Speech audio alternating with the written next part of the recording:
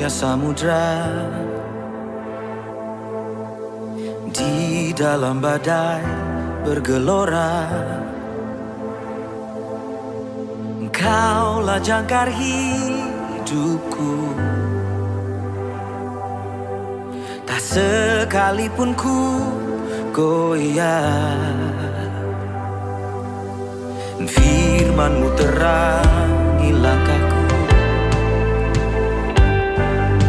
sumber damai dalam hidupku, dan ku aman di dalam-Mu. Penyertaan-Mu sempurna, sepasti mentari bersinar, begitu pun janji-Mu. Dalam segala perkara Engkau turut bekerja.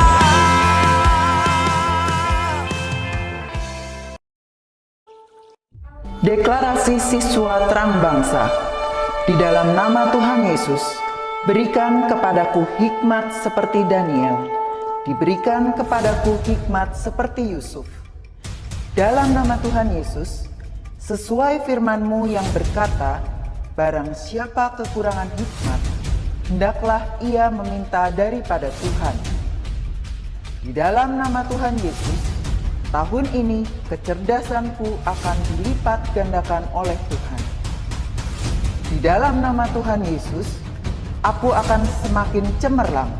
Di sekolahku, aku akan menjadi saksi Tuhan yang luar biasa. Dalam nama Tuhan Yesus, akan muncul dari hidupku panggilan untuk menjadi generasi Yoel yang penuh dengan api Tuhan dan militan dalam Tuhan.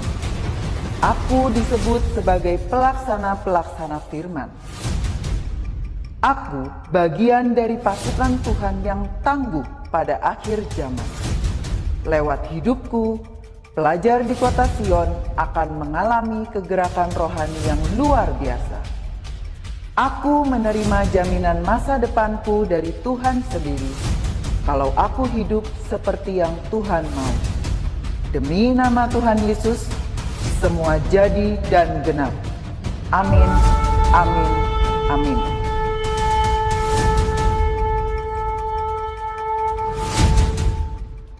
Shalom anak-anak semuanya, apa kabarnya hari ini? Pasti diberkati Tuhan, semua dalam keadaan sehat.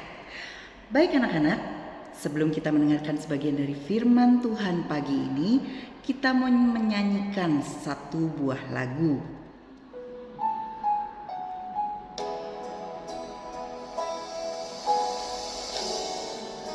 Kita mau mengingat apa yang sudah Tuhan lakukan buat kita semua.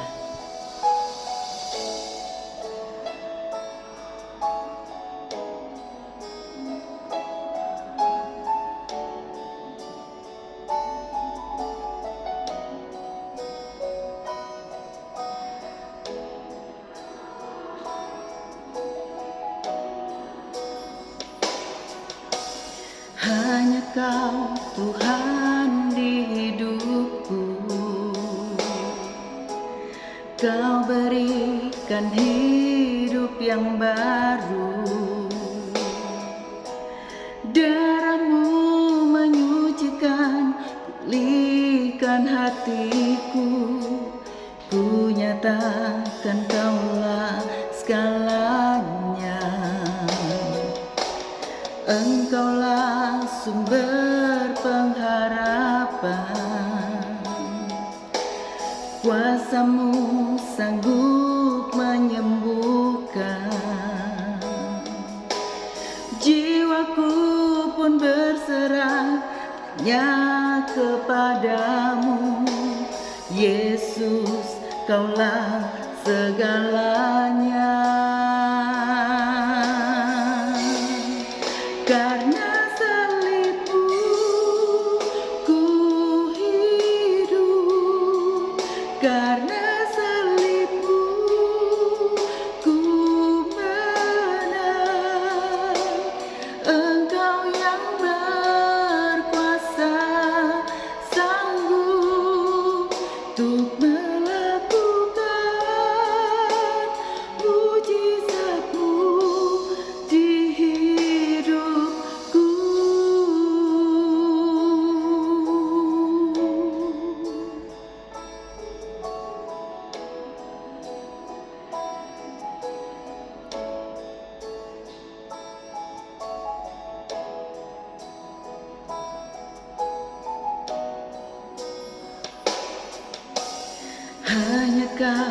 Tuhan di hidupku. Kau berikan hidup yang baru. Darah-Mu menyucikan, pulihkan hatiku. Ku nyatakan Kaulah segalanya. Engkaulah sumber pengharapan. Kuasa-Mu sanggup menyembuhkan. Jiwaku pun berserah hanya kepadamu. Yesus, Kaulah segalanya. Karena salib-Mu ku hidup. Karena salib-Mu ku menang. Engkau yang berkuasa sanggup untuk melakukan mujizat-Mu. Karena salib-Mu ku hidup. Karena salib-Mu ku menang. Engkau yang berkuasa sanggup untuk melakukan mujizat-Mu di hidupku.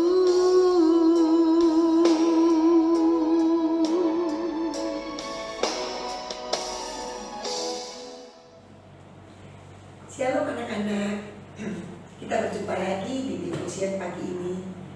Sebelum itu mari kita sama-sama berdoa. Bapa di dalam surga, terima kasih untuk pagi hari ini. Terima kasih setiap kesempatan buat kami untuk mendengar firman-Mu. Biarlah Engkau menolong kami supaya kami dapat menangkap firman-Mu, mengerti sehingga hidup kami boleh semakin hari semakin menyukakan Tuhan. Terima kasih Bapa, di dalam nama Tuhan Yesus kami berdoa. Amin. Nah, mari kita baca dari Matius 28 ayat pertama sampai ayatnya yang ke-6. Tentunya kalian semua sudah bisa membuka HP kalian untuk bisa membaca bersama-sama dengan Miss Ina ya. Tentang kebangkitan Yesus. Setelah hari Sabat lewat, menjelang menyingsingnya fajar pada hari pertama minggu itu, pergilah Maria Magdalena dan Maria yang lain menengok kubur itu. Maka terjadilah gempa bumi yang hebat, sebab seorang malaikat Tuhan turun dari langit dan datang ke batu itu dan menggulingkannya lalu duduk di atasnya. Wajahnya bagaikan kilat dan pakaiannya putih bagaikan salju. Dan penjaga-penjaga itu gentar ketakutan dan menjadi seperti orang-orang mati. Akan tetapi malaikat itu berkata kepada perempuan-perempuan itu, "Janganlah kamu takut, sebab aku tahu kamu mencari Yesus yang disalibkan itu. Ia tidak ada di sini, sebab ia telah bangkit, sama seperti yang telah dikatakannya." Nah, kalian semua hari-hari ini tentu bersama-sama merayakan Paskah. Dan apa yang menjadi simbol setiap Paskah yang bisa kita lihat? Tentu kalian tahu ya, kalau Paskah itu tidak pernah lepas dengan simbol telur. Nah, biasanya kalian akan dibagikan telur-telur, atau bahkan ada juga waktunya seringkali mencari telur untuk menemukan telur. Telur selalu dilambangkan dengan Paskah. Nah, sebenarnya apa? Kenapa telur itu bukan di hari Natal, tetapi kok di Paskah? Tentu saja kalian semua, sebagian mungkin sudah ada yang tahu, tapi juga sebagian ada yang mungkin belum tahu. Hanya tahunya setiap Paskah kalian akan dapat telur dari gereja, dari sekolah minggu, bahkan dari sekolah. Nah, sebenarnya apa sih yang menggambarkan dengan telur itu? Hubungannya apa telur itu dengan kebangkitan Tuhan Yesus, dengan Paskah itu? Dan ternyata ada cerita, ini hanya sebuah cerita saja, bahwa telur itu kan di dalamnya itu sebenarnya lunak ya, tapi dibungkus dengan satu yang disebut cangkang atau kulit telur itu yang cukup keras. Nah, kita melihat bahwa telur itu kalau itu dierami, biasanya telur ayam dierami oleh induknya, maka telur itu akan menetas. Ada satu kekuatan yang di dalam telur itu yang kemudian akan keluar, sehingga telur itu menetas menjadi itik-itik ayam. Kalau itu telur ayam. Nah, gambaran telur itu berarti sebenarnya kalau kita lihat dinding telur itu keras, tapi bisa ada sesuatu kehidupan yang bisa memecahkan kulit telur itu, sehingga kemudian dihubungkan dengan kubur Tuhan Yesus. Kubur Tuhan Yesus itu berbeda dengan kubur-kubur yang kita lihat di sini sekarang. Kuburnya pada waktu itu merupakan gua batu yang kemudian ketika mayat Tuhan Yesus itu diletakkan di situ, ditutup lagi dengan batu yang besar. Batu yang besar yang kuat sekali untuk menutup akan lubang kubur itu. Sehingga dikatakan di dalam Matius tadi yang kita baca, untuk menggulingkannya itu ada gempa bumi yang menggoncangkan sehingga batu itu terguling. Nah, di situ menggambarkan bagaimana kuasa Tuhan yang ada di dalam itu keluar sehingga batu itu terguling dan Yesus bangkit. Nah, itu kemudian oleh orang-orang zaman dulu disimbolkan sebagai telur. Kenapa? Karena ternyata telur yang kita bisa belum lihat, misalnya telur ayam, kita tidak melihat ada sesuatu yang menarik karena hanya bulat begitu aja. Tetapi ternyata di dalamnya ada satu kehidupan yang bisa kemudian menetaskan dan lahirlah itik-itik ayam yang kecil-kecil lewat sebutir telur itu. Nah, demikian juga dengan gambaran itu kemudian dihubungkan dengan Tuhan Yesus di kubur yang seolah-olah tempat dari tempat kematian. Ternyata untuk kubur Yesus itu berbeda, di mana Yesus mengalami kebangkitan lagi dan sehingga bisa merobek, menggulingkan batu itu dan Yesus keluar sebagai Tuhan yang hidup yang menyelamatkan manusia. Itu cerita di hari Paskah. Tetapi sekarang yang ingin sampaikan adalah ternyata kita itu juga kehidupan kita itu kehidupan yang mungkin diselimuti dengan banyak masalah, banyak pertentangan, banyak tantangan, banyak penghalang. Tetapi ingat, kebangkitan Tuhan Yesus itu ingin ketahukan kepada kita semua bahwa ada kuasa yang sanggup mendobrak apapun yang menjadi masalah kita. Mungkin kalian saat ini anak-anak kelas 6 sedang menghadapi ujian sekolah, menghadapi banyak tantangan untuk melanjutkan ke SMP. Ada banyak juga tantangan-tantangan dalam hidup yang anak-anak kelas 1 sampai kelas 5. Bukan tidak ada tantangan, bukan tidak ada ulangan, bukan tidak ada ujian. Tetap ada tes-tes yang harus dihadapi. Dan kemudian kita sebentar lagi juga pasti akan sekolah tatap muka. Nah, berbeda lagi tatap muka, tantangannya berbeda lagi. Tetapi Miss percaya bahwa kebangkitan Kristus itu akan membangkitkan kita lagi. Semangat yang sudah beberapa lama tinggal di rumah, enak ya lewat Zoom, bisa hanya kelihatan jidatnya aja, nggak mau disuruh lihat tangannya. Tapi sekarang tatap muka. Nah, mungkin tantangannya berbeda lagi. Tetapi kita percaya bahwa kebangkitan Kristus itu akan membawa satu kehidupan yang baru, di mana kita pasti ditolong. Apapun yang menjadi pergumulan kita, mungkin sekarang itu bangun harus lebih pagi untuk berangkat ke sekolah. Mungkin kita juga masih tetap dijaga prokes, tidak boleh terlalu dekat sehingga kita harus menguasai diri, tidak boleh main seenaknya. Mungkin masih tetap seperti itu, tetapi percayalah, kebangkitan Yesus akan membuat kita bangkit. Juga gairah untuk belajar, gairah semangat untuk melatih diri, semangat untuk bangun pagi, dan semuanya itu oleh karena Tuhan Yesus sudah pernah buat kita. Hanya perlu kita berdoa, minta sama Tuhan, Tuhan biarlah kuasa kebangkitanmu juga membangkitkan hidupku, sehingga hidupku menjadi hidup yang juga bisa berbagi kehidupan dengan yang lain. Dan yang paling penting adalah Yesus mati untuk kita. Yesus bangkit untuk kita. Dia disalib menanggung dosa kita. Dan kalian semua yang percaya kepada Tuhan Yesus akan mengalami kemenangan, hidup yang kekal, sebab dosa-dosa diampuni, ditanggung oleh Tuhan Yesus di atas kayu salib. Dan ketika dia sudah menang, dia akan membawa kita semua sebagai umat-umat yang percaya bahwa Yesus adalah Tuhan, bahwa Yesus sudah menebus dosa kita dan menjadikan dia Tuhan dan Juru Selamat buat hidup kita. Maka kita menjadi orang-orang yang diselamatkan, menjadi orang-orang yang sudah mendapatkan kehidupan yang kekal. Selamat Paskah, Tuhan Yesus memberkati. Mari kita berdoa. Bapa di dalam surga, terima kasih untuk kebaikan-Mu, kemurahan-Mu yang Engkau sudah kerjakan untuk kami, untuk menebus kami. Walaupun kami Tuhan seringkali menyusahkan Engkau, seringkali mendukakan hati orang tua, tetapi kami tahu Tuhan, di dalam Engkau ada pengampunan. Engkau sudah menebus dosa kami dan bahkan Engkau sudah bangkit dan hidup untuk menyelamatkan kami. Terima kasih Tuhan, masuklah di dalam hati kami, jadilah Tuhan dan Juru Selamat kami pribadi. Di dalam nama Tuhan Yesus kami berdoa dan bersyukur. Amin.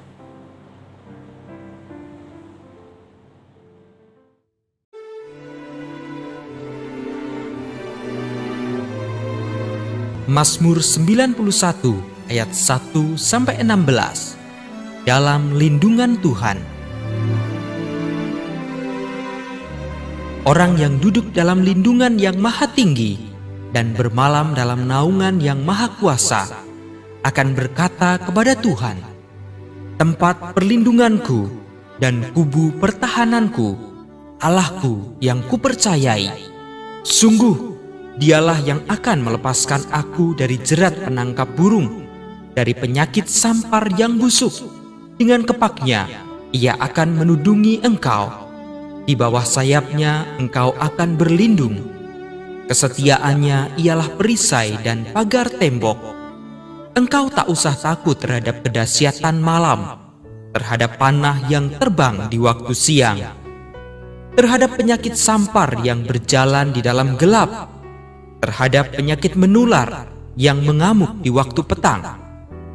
Walau 1000 orang rebah di sisimu dan 10.000 di sebelah kananmu, tetapi itu tidak akan menimpamu. Engkau hanya menontonnya dengan matamu sendiri dan melihat pembalasan terhadap orang-orang fasik. Sebab Tuhan ialah tempat perlindunganmu, yang maha tinggi telah kau buat tempat perteduhanmu. Malapetaka tidak akan menimpa kamu, dan tulah tidak akan mendekat kepada kemahmu. Sebab malaikat-malaikatnya akan diperintahkannya kepadamu untuk menjaga engkau di segala jalanmu. Mereka akan menatang engkau di atas tangannya, supaya kakimu jangan terantuk kepada batu. Singa dan ular tedung akan kau langkahi. Engkau akan menginjak anak singa dan ular naga. Sungguh hatinya melekat kepadaku, maka aku akan meluputkannya. Aku akan membentenginya, sebab ia mengenal namaku. Bila ia berseru kepadaku, aku akan menjawab. Aku akan menyertai dia dalam kesesakan. Aku akan meluputkannya dan memuliakannya. Dengan panjang umur akan kukenyangkan dia, dan akan kuperlihatkan kepadanya keselamatan daripadaku. Amin.